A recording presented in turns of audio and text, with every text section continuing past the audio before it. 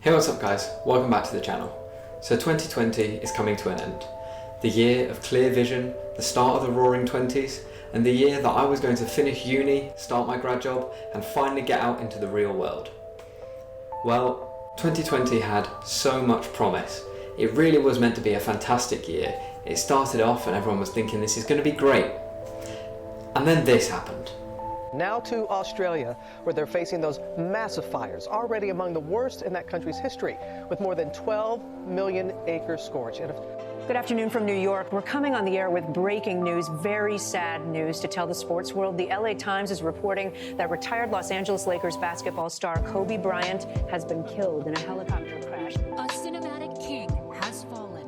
At 43, after a valiant 4-year fight, Chadwick Boseman lost his battle with colon cancer. Hong Kong health authorities have activated their most serious response level after an outbreak of a new type of viral pneumonia in China. A man has died from a new pneumonia virus in the central Chinese city of Wuhan. 41 other people have been diagnosed with the virus that investigators say resembles SARS. The WHO has formally declared the coronavirus a global pandemic. We're deeply concerned both by the alarming levels of spread and severity and by the alarming levels of inaction. We will be suspending all travel from Europe to the United States for the next 30 days. After a house party near Beverly Hills, the mayor of Los Angeles is now threatening to cut off power and water to anyone who hosts a large gathering. Prime Minister Boris Johnson announcing a set of restrictions, including that restaurants and Britain's famous pubs will have to close at 10. The death toll in the US tops 200,000, the highest in the world. 18 million people in England and all 3 million who live in Wales have seen extra COVID restrictions come into force today. As Minister said, a new variant of coronavirus is out of control. So 2020 really took it upon itself to show humanity just how fragile the ecosystem that we base our entire society off of really is. But throughout this, there were still some moments of glory and hope and some inspiration for everyone throughout the year. But I want to go through the things that 2020 taught me, because it didn't just beat us all down and completely destroy us. We're still here, we're still standing, and there are some things we've learned this year that we might not have learned had all of this not happened. The first thing that I learned in 2020 is that friends and family really matter. From the 23rd of June until mid-November of this year, I lived alone in a flat, away from my friends and family. It was a really difficult time. I found myself waking up feeling like the days were completely aimless, like I had nothing to work towards. I was just planning out my YouTube channel and some other side projects, but I didn't really have anything that I was working on actively. Everything was kind of just a little side idea until my real job started in September.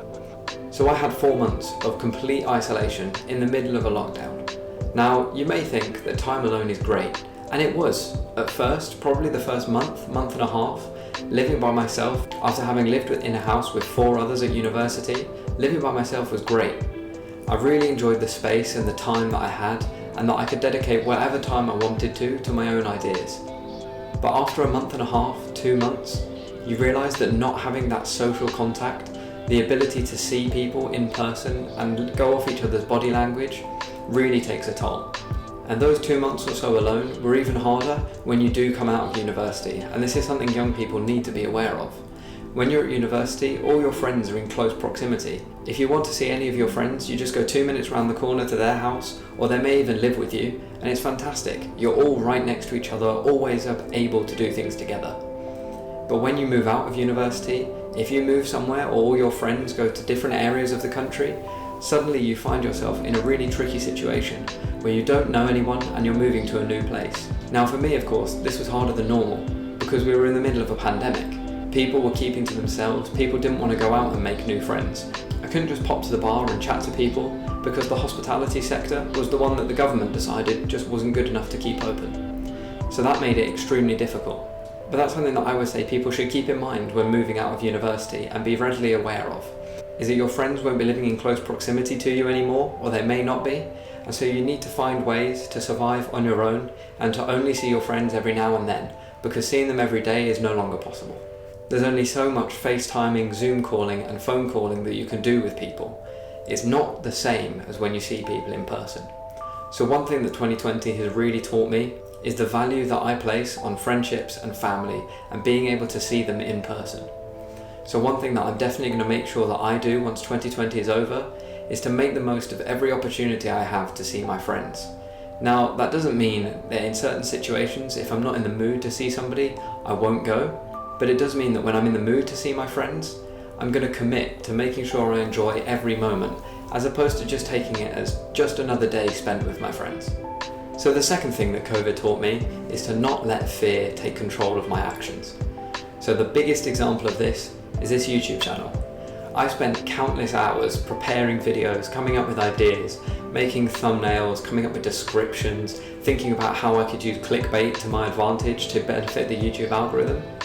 But all of that was avoiding recording a video, editing it, and actually putting it out there for the world to see, because I was afraid of what others would think. I was afraid of not only what my friends would say, whether they'd judge me negatively for it, but also what the people I don't know would think, what viewers who've never met me before would think of my content, and whether they'd think it was rubbish or whether they'd think it was actually valuable information. And I quickly learned after posting my first few videos that I needn't have been scared, because the feedback I've gotten has been fantastic. It's been overwhelmingly positive. Now, of course, I've encouraged friends and family and even people in the comments to give me feedback on what I can improve upon in future videos. But on the whole, the majority of the people that I've spoken to have actually been really positive about this. And the biggest surprise for me was actually that people I haven't spoken to in years started coming out of the woodwork and were messaging me saying that they really appreciated what I was doing or that they enjoyed my content. And that's the real reason that I do this, is to try and produce things that are valuable to other people. I had a similar run-in with the fight or flight situation when I started my new job.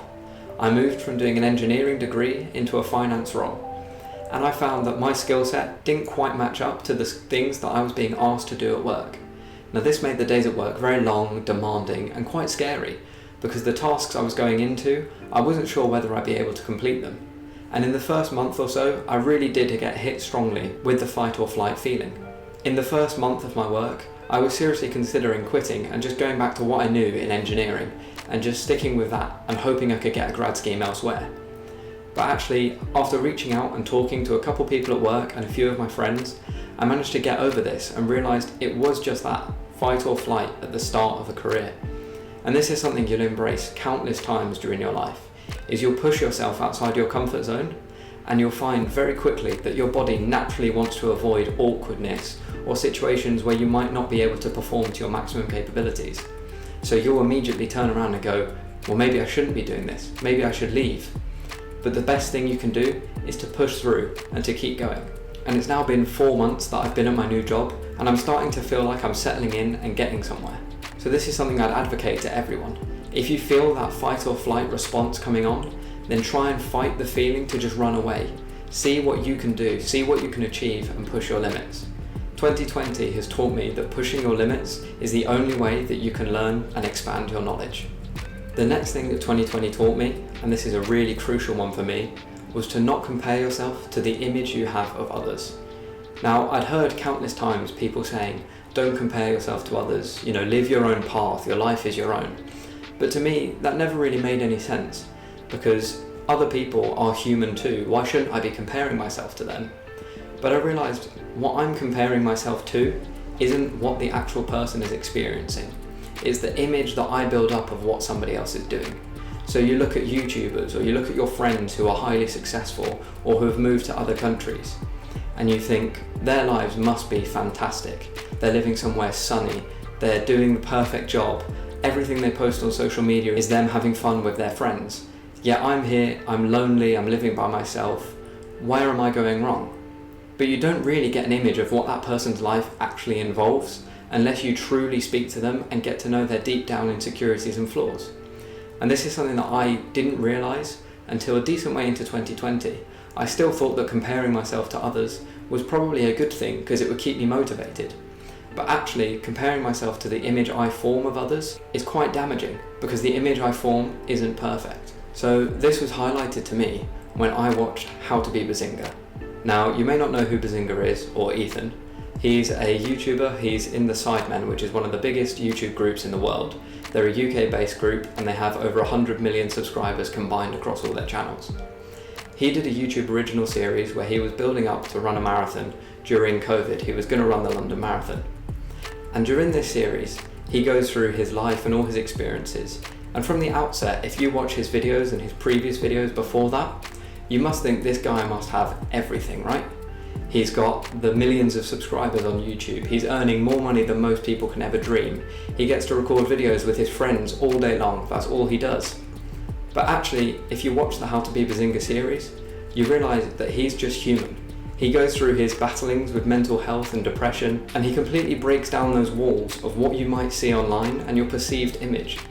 And so that really highlighted to me that no matter what image you build up of somebody, what they're living is probably completely different. I'd really recommend, if you do want to watch a very interesting series about a very honest and humble man, watch How to Be Bazinga. It's a fantastic little mini series on YouTube. So that whole process taught me to not compare myself to the image I formed of others, because the image I formed may not be true. And in fact, if others looked at my life from the outside, what would they see? Well, they'd see my YouTube channel, they'd see my personal Instagram, which has holiday posts, but they wouldn't see the everyday difficulties of living alone during lockdown, or the days that I don't post anything because I can't figure out what I'm actually wanting to do with that day. And the final thing that 2020 has taught me is that financial literacy is not an option, it's a necessity. So in 2020, we saw unemployment rates skyrocket. We saw the job market decrease like it never has before. And I personally saw loads of my friends lose their graduate jobs and their graduate schemes and end up moving back in with their parents, which is not the situation they planned on being or the situation they wanted to be in. And that made me realise that financial independence is something that I want to strive for. I want to know that if my job disappears, I have the passive income or the income saved up to be able to get me through as many years as I need in order to find my feet again. I don't want to end up in the situation where I don't have anything to fall back on in the case that my job becomes redundant or in the case that I'm no longer needed for my job. And this is something that I think other people have started to realise as well. If you look at the search for FIRE, which is Financial Independence Retire Early, that search term increased by 400% in September of 2020, as people started realising that finances and personal finances are something that should be spoken about and shared, not something that is hushed and not spoken about like it would have been in previous generations. And I think that this is an excellent move forward, because I think we need to start reining in the divide between the haves and the have-nots. And financial literacy is one of the key ways that we can do this. If we can educate people on how to save responsibly and build their wealth over time, then we can start seeing the gap between the billionaires whose wealth have increased by $10 trillion over the coronavirus pandemic, and the normal people who have seen their jobs cut, their businesses shut down, and their houses lost due to the coronavirus pandemic. So for me, 2020 only expanded my financial interest, which had started about 2 or 3 years ago. And it led to me creating this YouTube channel because I wanted to share everything I've learned with you. I want to create interesting videos that cover topics I'm passionate about, that people might be able to put into action to help themselves to save money for the future. And my hope is that my passion, along with my knowledge, continues growing through 2021 so I can create even better content for all of you. So those are the 4 key things that I've learned from 2021. Let me know down in the comments what you learned from 2021 and what takeaways you have from this troublesome year. As always, hit the like button if you did enjoy the video, subscribe if you're new around here, and just because 2020 has been a bit of a terrible year for everyone, I wanted to put together a little compilation of some of the heartwarming news that we've had this year. So I'll leave you guys with this.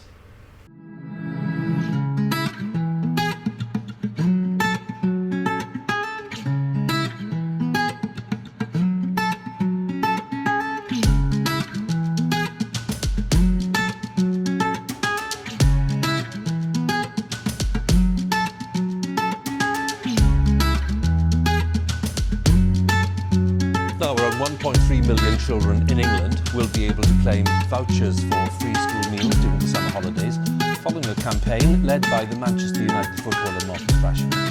And the Oscar goes to Parasite.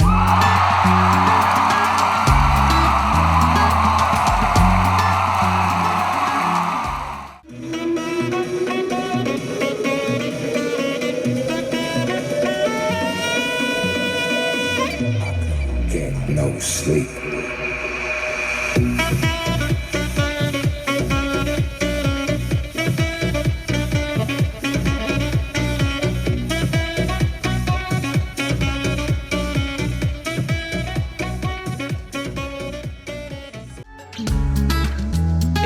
of pandas in Hong Kong finally decides to mate after a decade. Ocean Park Hong Kong releases photos of the pair embracing, free from prying eyes and camera.